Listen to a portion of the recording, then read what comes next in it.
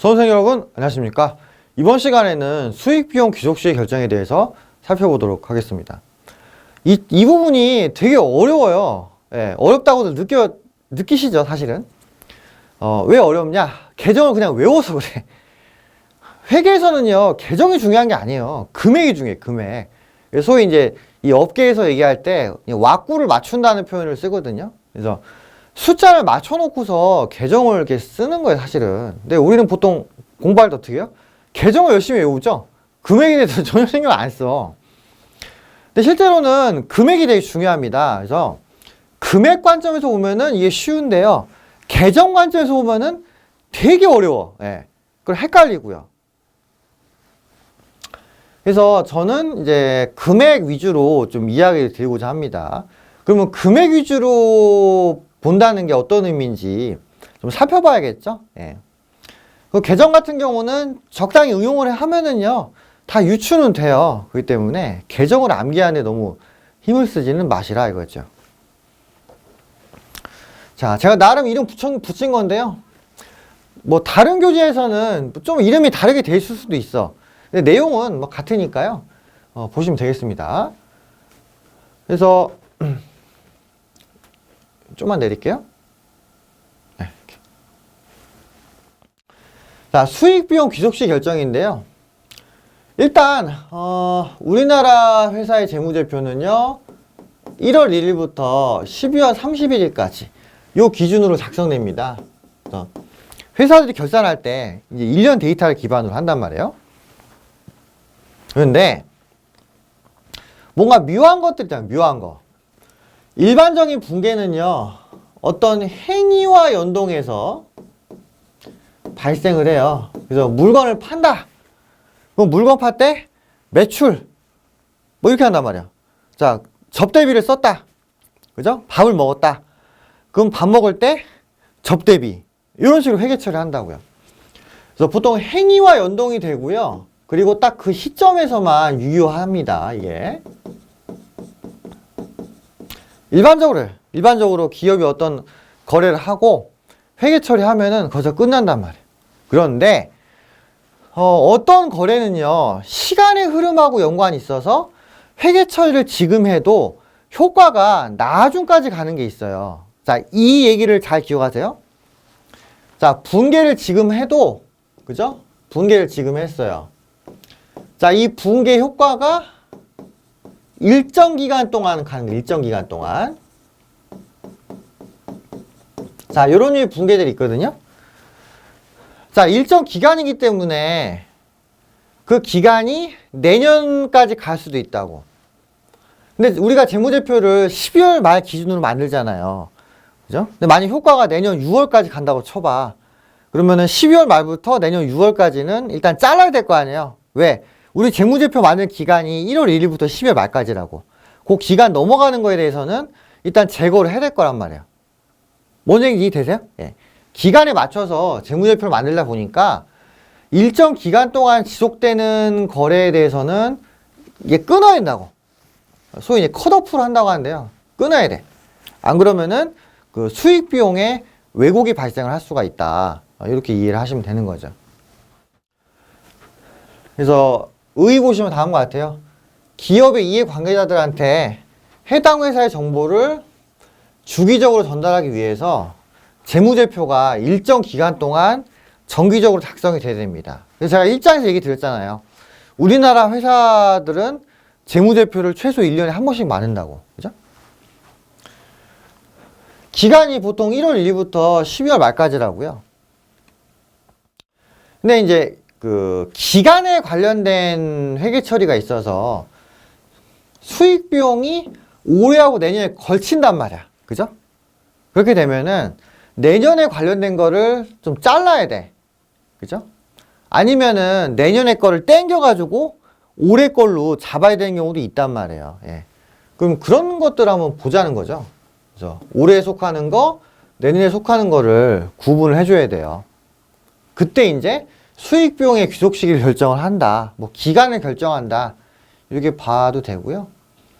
일반적으로 시간의 흐름에 따라 발생하는 거예요. 그래서 뭐 여러 가지가 있겠지만은 시험에서 매우 잘 나오는 거는 크게 한 세 가지입니다. 자, 보험료, 이자. 이자는 이자 수익하고 이자 비용이 있죠? 그리고 이제 부동산 임대차 관련된 사용료. 빌려주는 입장이면 임대료고요. 빌리는 입장이면 임차료겠죠. 예. 그래서 이런 항목들이 있고요. 그 이외에도 뭐 있을 수 있는데 이제 문제를 좀 보면은 대강 감은 좀 잡히죠. 보통 이게 대부분 많이 나와, 이게. 요걸 좀 잘 기억을 하시고, 그러면은 기간 구분 어떻게 하는지 여러분들이 좀 사례를 통해서 이해를 좀 하셔야겠죠. 자, 보시겠습니다. 손익의 귀족시기 결정 사례인데요. 회사의 기말결산 중 다음과 같은 사항을 발견하였다. 이렇게 되어 있습니다. 그래서 수익비용 귀족시기 구분에 대한 회계 처리를 수행을 하라. 이렇게 되어 있죠.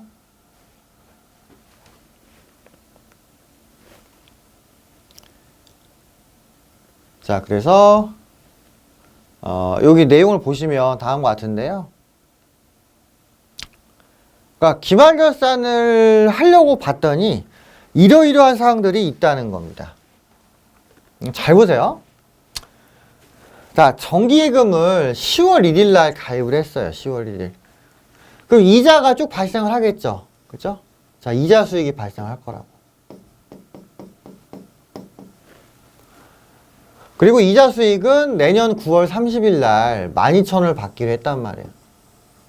그러니까 회사 입장에서는 내년 9월 말에 받으니까 뭐 내년에 회계 처리하면 되겠거냐고 약간 멍 때리고 있었단 말이에요. 그런데 이자라는 거는요, 시간에 비례해 가지고 발생하는 거죠. 회계 기본 원칙이 외상을 적는 거에서 비롯됐다고 제가 말씀드렸잖아요. 되게 옛날에 얘기해서 기억이 안 날 수도 있는데, 예, 외상에 관련돼 가지고 회계가 발생했다고 말씀드린 바 있습니다. 1장 내용 확인해 보시면 돼요. 자, 이자는 비록 내년에 받을 거지만은 예금을 가입했기 때문에 이자를 받을 권리가 생기는 거죠. 그럼 일단 10월 1일 날 가입을 했고, 일단 결산 기간이 12월 말까지니까 3개월에 대해서는 이자를 좀 이렇게 회계처리를 해야 될 거 아니야. 그죠? 예. 그래서 이자 수익을 좀 잡아야 된다는 겁니다. 기간상 걸리니까. 자, 그 다음에 차입금. 자, 10월 1일 날 회사가 은행에서 돈 빌렸어요. 그리고 이자를 12월 말에 지급을 할 예정이다. 이렇게 되어 있습니다. 그러니까 또 회사 입장에서는 내년 9월에 이자를 주니까 그냥 뭐 내년에 회계 처리하면 되지. 이러고 아무 생각 없이 있던 거야. 근데 돈을 빌리면요, 이자 비용이 생기죠. 자, 이자 비용은 시간이 지나가면은 자동으로 생기는 거 아니에요.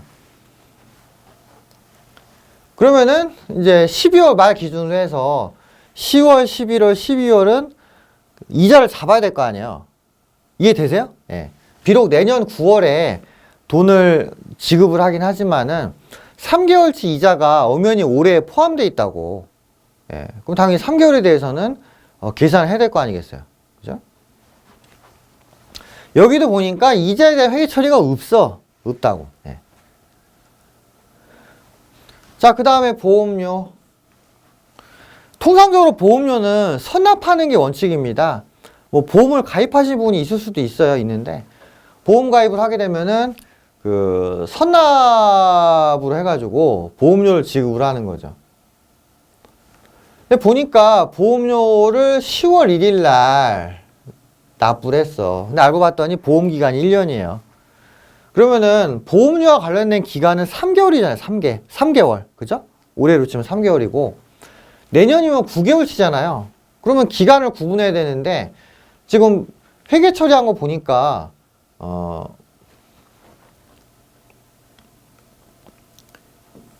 회계 처리한 거 보니까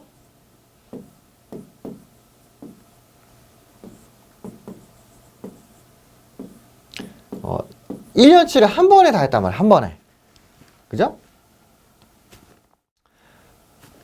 그래서 보험료를 12,000원 납부를 했는데 그냥 다 보험료로 처리를 했단 말이죠. 약간 오기가 있는데 이건 좀 수정해 주세요. 예.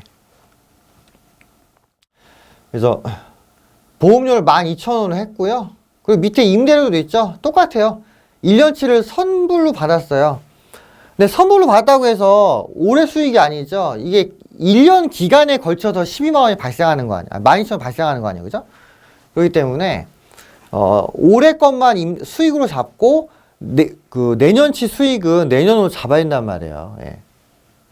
그래서 보시면은 그냥 아예 회계 처리 안 하거나 1년치를 그냥 다 미리 해버렸어. 기간에 맞춰가지고 해야 된단 말이죠. 그죠? 우리 재무제표 작성 기간이 1월 1일부터 12월 말이잖아요. 요 기간에 비례해가지고 수익 비용을 잡아야 되는데 그렇게 하지 않았단 말이에요. 그 이 네 가지 이자 수익, 이자 비용, 보험료, 임대료는 어때요? 다 기간하고 연관이 있어. 지금 회계 처리하면은 지금 끝 이게 아니고요. 그 해당 기간까지 계속 수익 비용이 발생한단 말이에요. 그럼 당연히 기간에 맞춰가지고 적절히 이렇게 잘라줘야 되는데 그 절차가 없다고요. 무슨 얘기 이해하시겠어요? 예. 기간에 맞춘단 말입니다. 자, 그래서 이 네 가지 사례를 봤는데요. 일단 이 네 가지 사례 관련해 가지고 그 문제를 풀려면 이렇게 하시면 돼요. 이거를 분개를 먼저 하려고 하지 마시고요. 자, 기간에 대한 금액이 얼마인지를 봐야 돼. 기간. 그죠? 지금 보시면 다 10월 1일이잖아요. 그죠? 그러면은 그 재무제표와 관련된 기간은 10월 1일부터 12월 31일까지라고요. 그죠? 3개월이니까. 그러면은 그 올해 속하는 금액이 얼마예요? 일단 전체 금액이 12,000원이잖아요. 그죠? 12,000원, 12,000원, 12,000원, 12,000원 이렇게 돼 있으니까 전체 기간은 12개월이고요. 그 다음에 그 해당 금액이 12,000원이죠. 그러면은 올해 속하는 금액은 3,000원이고요. 그럼 내년에 속하는 금액 얼마겠어요? 9,000원이라고, 9,000원. 예. 이렇게 기간을 먼저 자르시라고. 그죠? 기간을 딱 잘라가지고요. 금액을 구분하시란 말이에요. 그죠? 보시면은 1년치 분이 12,000원이니까 3개월치가 얼마라는 거 알 수 있어요? 3,000원이라는 거 알 수 있죠? 올해 기간은 3개월이니까 올해 3,000원, 내년 9,000원. 이렇게 금액을 맞춰놓고 시작하시라는 거예요. 맞춰놓고. 예. 이렇게 안 해놓으면은 다 틀립니다. 왜냐하면은 이것도요. 앞에 분계를 어떻게 하느냐에 따라서 뒤에 결산 분계가 다 바뀌게끔 돼 있어요. 그래서 기간을 맞춰놔야지 결산 분계를 정확히 할 수 있다는 겁니다. 자, 그래서 기간 맞춰놨죠?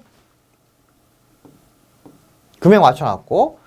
자, 그 다음에 두 번째를 뭘 보냐면은, 자, 기존의 분계가 뭔지를 봐야 돼요. 기존의 분계. 자, 여러분들 기존의 분계 체크하십니다. 정기금의 경우 이자 수익이 나와야 되는데 지금 분계가 없어요. 그죠? 차입금의 경우 이자 비용이 나와야 되는데 이것도 분계가 없어. 그죠? 보험료하고 임대료는 3,000원만 나와야 돼. 보험료 3,000원, 그 임대료 3,000원 이렇게 나와야 되는데 지금 12,000원으로 돼 있죠? 12,000원. 얘 같은 경우는 뭔가 금액을 줄여야 되잖아요. 요거 두 개는 분계를 새로 해야 되고 요거는 금액을 줄이는 분계가 나와야 돼. 예. 요까지 다 기억을 하신 다음에 결사 분계를 하시면은 된다는 거죠. 자, 설명 제가 다 드렸어요. 그래서 답을 보면서 좀 이해를 하시면 됩니다. 자, 계산 순서는 다음과 같음. 자, 요거 외우세요. 이거. 분계를 하는 게 아니고요. 금액부터 먼저 맞춰놓고 시작해야 돼. 그죠? 그래서 올해와 내년에 속하는 수입 비용이 얼마인지를 구분해야 되고요. 이제 좀 더 빨리 하려면은 그냥 올해 금액이 얼마인지만 보면 돼요. 총 금액은 나와 있으니까 올해 금액만 알면은 내년 금액은 이렇게 금액 조정해가지고 나오잖아요. 그죠? 그리고 기존의 붕괴가 뭔지를 좀 확인하고 어떻게 조절할 것인가를 봐야겠죠. 그리고 이제 수정 붕괴를 하면 되는 겁니다. 이게 결사 붕괴죠. 결사 붕괴는 마지막에 이게 짜투리식으로 나오는 거예요. 수정 붕괴를 열심히 하려고 외우는 게 아니라고. 수정 붕괴를 외우는 게 아니라고요. 예. 그리고 제가 좀 전에 얘기했다시피 기간 나눠보면은요, 올해 속하는 금액은 3,000원이고 내년 금액은 9,000원이에요. 그래서 보면은 10월 1일부터 내년 9월 30일까지 관련된 금액이 12,000원이잖아요. 그죠? 얘가 다 똑같죠? 그래서 기간을 쪼개보면은 올해는 3,000원, 내년엔 9,000원이라고. 이해되세요? 예. 자, 그러고 나서 일단 이자 수익부터 보면은 다음과 같죠. 자, 기존에 이자 수익 붕괴는 없었어요. 앞에서 확인했죠, 없었다는 거. 근데 3,000원이 있어야 된단 말이에요. 그래서 어떻게 회계 처리합니까?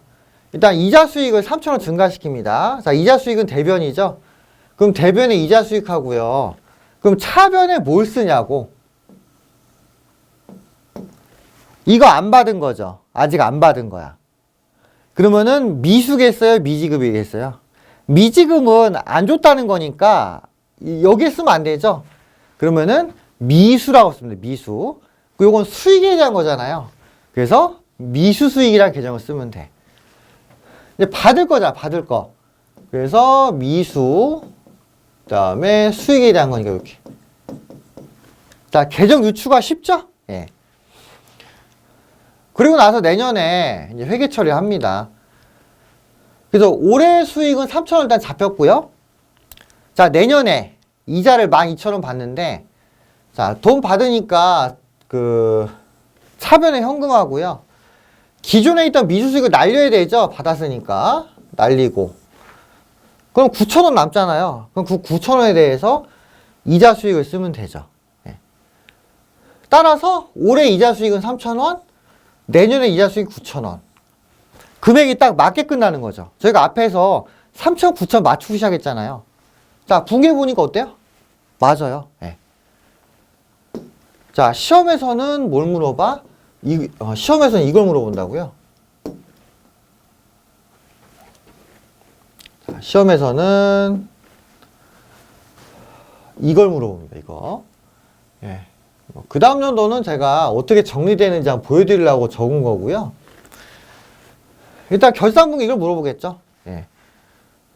그래서 이자 수익이라고 회계 처리를 안 했는데 일단은 올해 잡아야 될 금액이 있단 말이에요. 그러면은 대변에 이자 수익 쓰고요.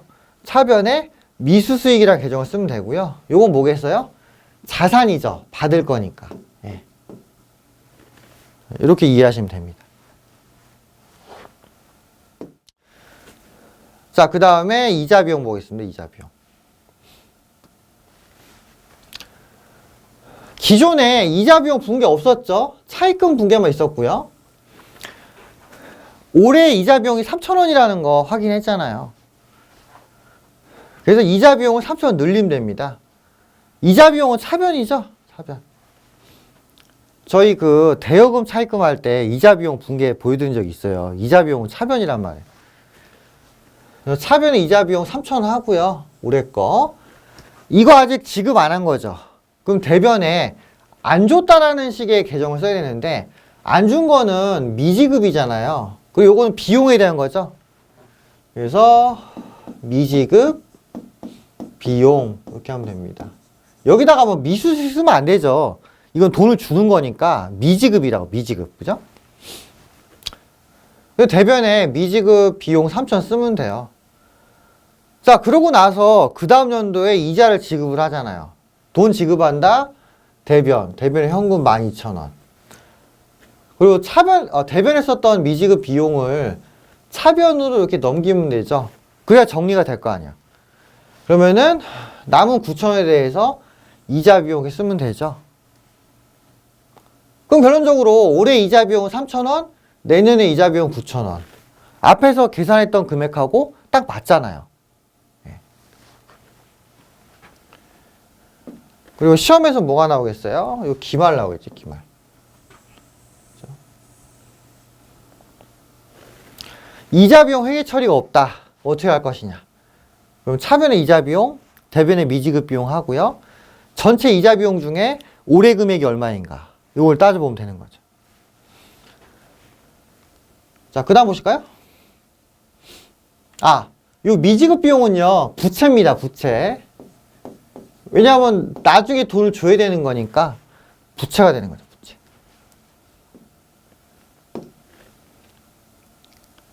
자, 그 다음에 보험료.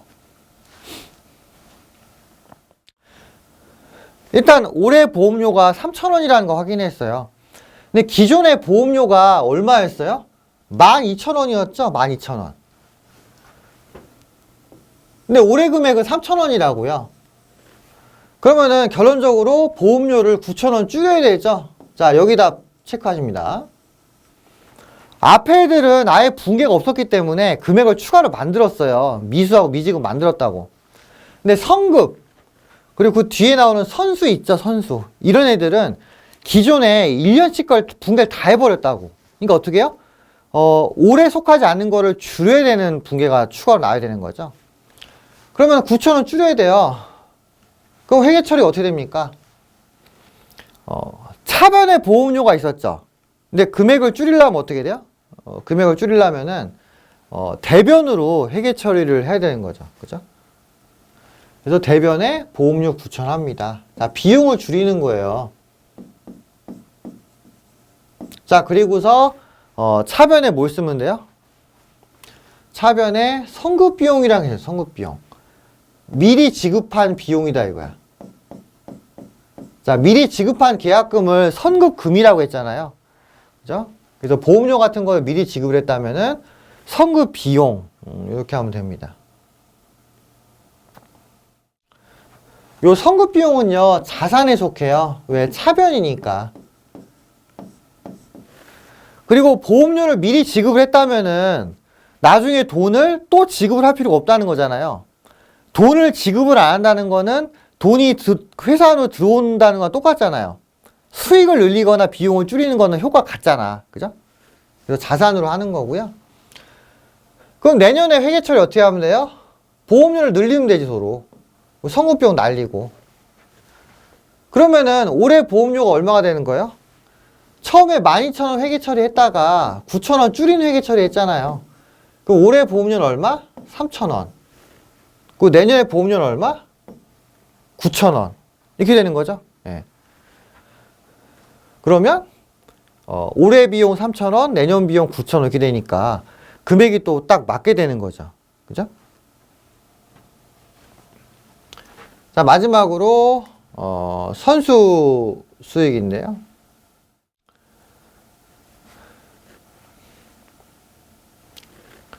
자, 기존 금액이 12,000원이었죠? 회계 처리했잖아요.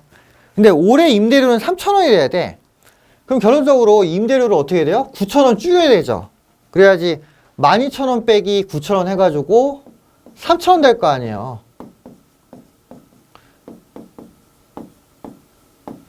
그러면은 기말 결산 분개할 때 어떻게 해요? 3,000원 줄이면 되죠. 9,000원 줄이면 되죠. 9,000원. 임대료가 수익이거든요. 수익을 줄이는 건 차변. 차변의 임대료 이렇게 하고 그 다음에 대변의 선수 수익. 이거 미리 받은 거잖아요. 미리 받았고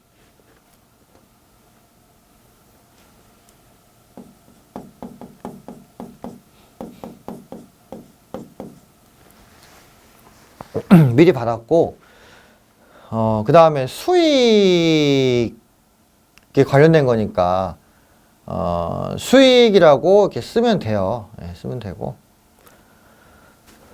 요 선수 수익은 대변 항목이니까 부채겠죠. 부채. 미리 받았다는 거는요 궁극적으로 나중에 서비스를 제공해야 될 의무가 있다는 거예요. 그러니까 선수금하고 좀 비슷한 게 선수금. 그죠? 그 내년에 되면은 붕괴를 반대로 합니다. 붕괴를 반대로 해요. 그러면은 올해 수익은 3,000원, 내년에 수익 9,000원 해가지고 우리가 처음에 그 맞췄던 거하고 금액이 똑같이 되는 거잖아요. 그죠? 예. 이렇게 해서 수익, 비용, 귀속시 결정에 대해서 이야기를 드렸습니다. 처음에 금액을 맞춰놓고 시작해야 돼요. 그리고 기존의 분계가 어떤지 보고 뭐 분계를 추가하든지 아니면은 기존의 분계에서 금액을 줄이든지 이렇게 그 결산 분계를 하면 된다는 거죠. 예. 그래서 그 계정을 보시면 다음과 같아요. 계정. 우리가 공부했던 게 미수 수익,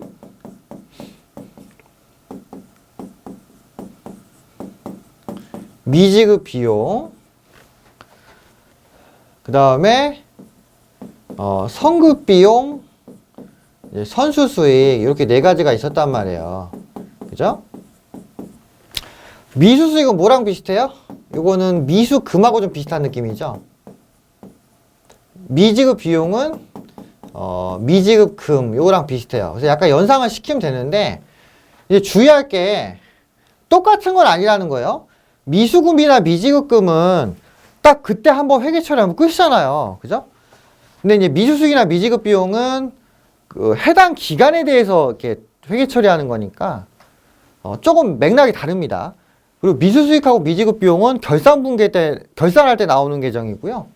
미수금, 미지급금은 기중에서도 얼마나 나올 수 있는 거예요. 예. 그래서 이렇게 기억하시면 좋고요. 그러니까 받을 거에 대해서는 미수수익, 줘야 될 거에 대해서는 미지급 비용 이렇게 하시면 되고, 그 다음에 선급 비용하고 선수 수익이 있잖아요. 요건 검은 걸 쓰자, 검은 거.